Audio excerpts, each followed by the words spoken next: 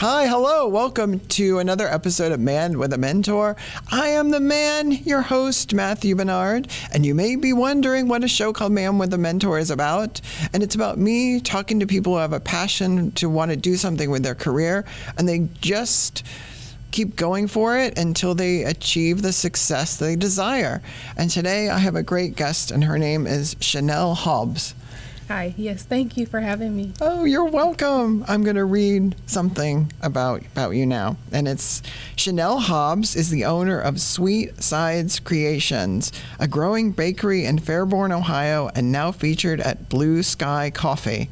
Chanelle is also a supervisor in the social services field. Chanelle's mission is to spread joy, connection, and comfort, one sweet treat at a time.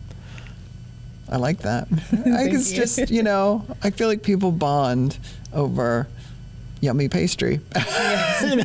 Great comfort food. Yeah. I mean, can you be mad at somebody if they are handing you a Danish? Like, I think not. Nope. Yeah. So tell me about the bakery, like how it works, where people find you and how people order and what they can order and all the logistics. Yes. So again, my bakery is called Sweet Sides Creations. We began in August of this year. Okay. I started off as a cottage bakery, and now I'm within a commercial kitchen called Spark Fairborn in Fairborn, Ohio. All right. We are located in Fairborn, Ohio, and where individuals can reach me is Facebook or Instagram under Sweet Sides Creations. On there, there's my website, as well as there's a link tree that connects you to my website and things like that on there. So how do people know what they can get? Can they special order? Like, how does it work? Do you just say this is what we make, or if someone says I'd like a plum pudding with rum sauce or something, like, would you be willing to do weird things that you're not used to? Yes, I am willing to try other recipes. So normally if it's something that someone's asked me that I've never tried before, I just let them know, like, hey, I haven't tried that before, but if you're willing for me to try, that's great. You will also see on my social media different items that I do provide, and I also do have a Bakesy website that offers all of my items on there as well.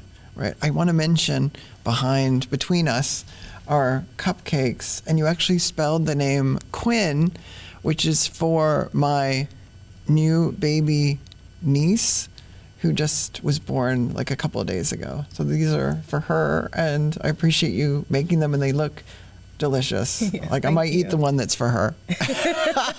Because she can't eat yet. She barely knows what's going on. Let's go back and let's find out where the passion for baking came from and where the skills came from, because it's a skilled trade, right? Like, yes. There's a lot to it. I think a lot of people think just throw milk and some stuff in a bowl and you're good to go, but it's not that easy. Yes, baking, I like to say baking is a science. You have to really have a passion for it.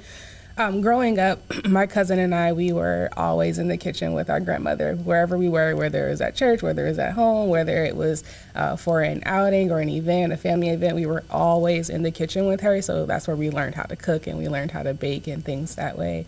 My mother, she always bakes on Thanksgiving for Thanksgiving Day. So I would watch her and she would help me with recipes on red cheesecakes and pound cakes and things like that. So really, in high school is where I really got into baking. And my mom, my last Easter basket I ever received was a baking item. So it was like a baking cookbook and cupcakes, liners and things like that. Oh, wow. So I really got into it in high school, where I really developed that passion from there. Gotcha. I'm wondering if you tune in to all these baking shows. There's like 904 of them now. There used to be 3. It seems like every network's got one now. But do you tune into those? Do you see what other people are doing and creating? And have you ever thought of jumping into a reality show, or do you think it would be hellish? I don't. So I do love watching like the Food Network and the food channels. One show that I have just began watching is Crime Scene Bakery, I want to say. And so I've got. I don't want anything with red filling, apparently. Yes, I've gotten into those. I don't want to be on reality TV. I feel like I would be too stressed, being timed and then having to just make things perfect because I'm a perfectionist. So I would be like upset if something didn't come out right. Right. But maybe one day in the future I'll change my mind. They always say, we want you to make this 9-layer cake and you have 45 minutes or something. And you're like, what? Yes. Yeah, it seems crazy to me. And I never really believe that those time constraints exist. I just think they're going at the end like 5, 4, 3, you know, when they've been there for 7 hours. Yeah. How did you decide right now is the time that you wanted to start doing this? And were you apprehensive about things? And what were those things? And how did you overcome them and learn from them? So my support system, they were always like, hey, like you need to start selling your items. Like you have really good items. I was really apprehensive about it, just the anxiety about owning your own business and how you're getting customers and just getting over the hump of wanting everything at the same time, like wanting 1,000 followers and wanting things like that at the same time, getting over that hump. But what really made me and just encouraged me was my support system. They were like, hey, like I'm telling you, like your cakes are good or your cookies are good or these are good. So I just went for it. Okay, I'm just gonna sign up for my LLC. I'm gonna do these things. And I just honestly just jumped right in and I went to a few vendor events and went from there. Yeah. All right. I think sometimes you can plan things like you think is perfection, but sometimes, you know, you're still going to have people and problems and things that you can't foresee no matter how much you plan. So sometimes I say jump, just jump in. Jump in, yes. I'm just wondering what you feel about most kind of grocery store level breads, pastries, and all that, and how much care and ingredients you put into your things. Do you sometimes try to read the box of, yes. you know, like on an Entenmann's?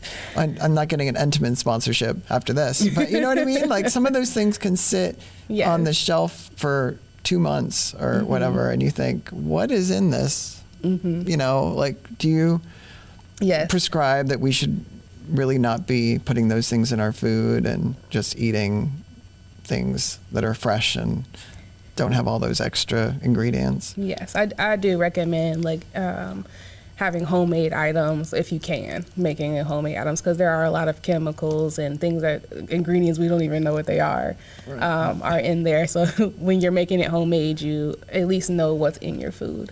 Right. And what's going on in your ingredients. And I think it tastes better too, versus like the store-bought cookies or, you know, store-bought pies or things like that. They're good for if you're in a pinch, but if you do have the time, I do recommend homemade items. Right. What are your hopes for the future in terms of like, well, you just started, so I don't know if you're thinking like, next year I want to have this level of sales, or I want to be in this many coffee shops or this many restaurants, or I want to open my own storefront. What are your vision for things as you go forward? Well, my long-term goal is to have a storefront. That is a long-term goal. As a short-term goal, I just want to reach more customers, reach more people, do more vendors events, get my name out there. I would like to have as many orders as I can within a week, be able to hire employees to help. I was just telling a friend the other day, I was like, you know, $1,000 a week wouldn't be bad, you know. And so just taking the steps to work towards that storefront is what I would say. Have you considered branching out into, you know, other types of goodies? Yes, I do. So I do have like a banana nut bread. I do have some banana nut bread. I do have a pumpkin loaf with streusel as well. I am looking into making the breads. Right now I'm really interested in like croissants, so I'm trying to learn how to make a croissant right now. I saw a thing on that with Rick Steves Yeah, so you can get cooking advice from Rick Steves. Yeah. Yeah, it takes, I think it's a lot. It's a lot of like just folding it over and over and over and over. Yeah. Those French, they must be tired. Let me ask you about also your career as a social worker. How do you balance the time that takes with doing this and growing this? And what do you see as the future? Do you see yourself always being able to do both?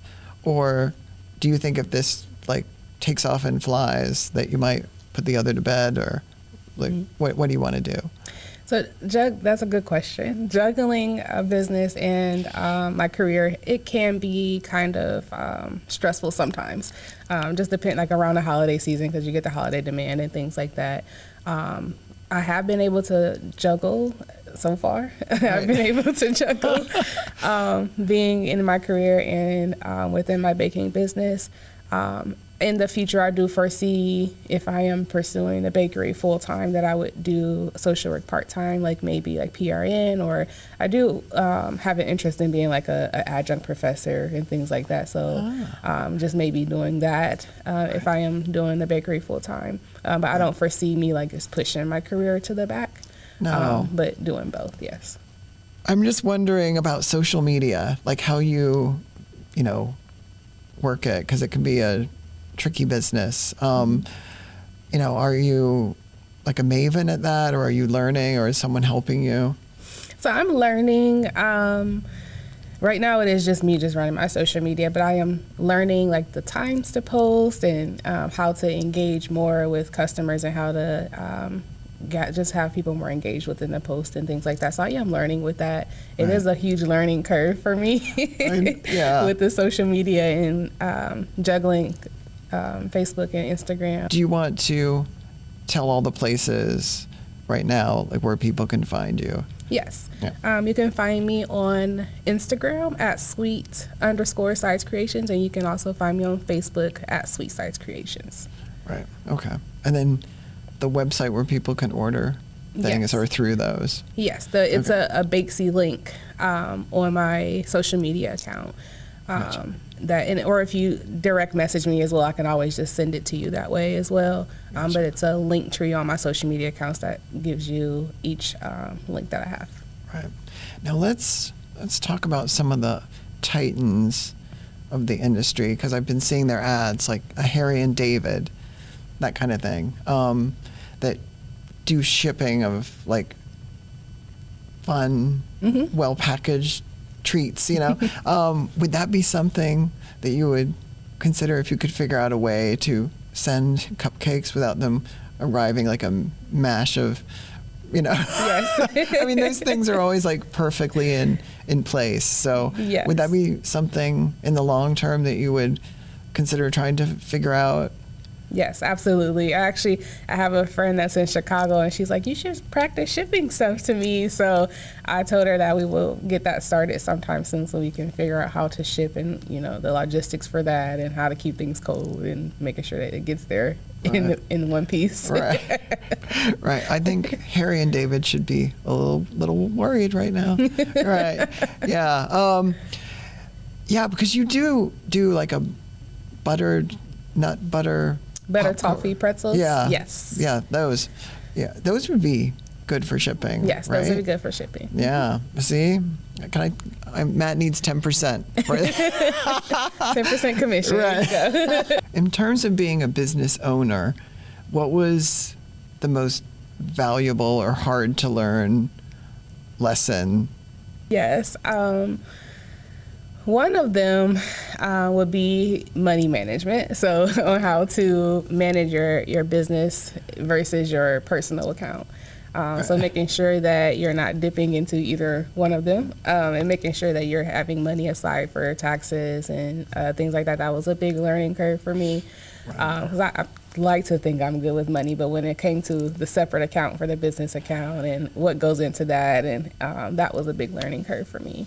Right. Also, with the business aspect, just really how much work you have to put into it. So just how much, because it's a full-time job. It's a full-time job, and I thought doing it at first, I was like, oh, okay, I'm just going to do it part-time. But in order for me to even receive orders or to get out there or people to know who I am, like, you have to put in more work than what I thought it was. So that was a huge learning curve, but I was really grateful for that because it helped me to change my mindset and say, okay, if this is what you want, you have to go out and get it. You have to go and pub who you are. And sometimes there's like items that, hey, you want a sample of this or things like that. Like, so the amount of time was something that I wasn't ready for at the time, but now now it's something that I have taken full responsibility and full pride in, and saying, okay, let's do this. But tell people again where they can find you. So you can find me on Facebook at Sweet Sides Creations, and you can find me on Instagram at sweet_sides creations. All right. And little Quinn is going to get a couple of these cupcakes. Matt's got to try one. All right. I think everyone should try some of the things at Sweet Side Creations, and I appreciate you, Chanelle Hobbs, being on this show. And thank you for watching, and feel free to share and tell people about the show, Man with a Mentor. Thanks again. Bye.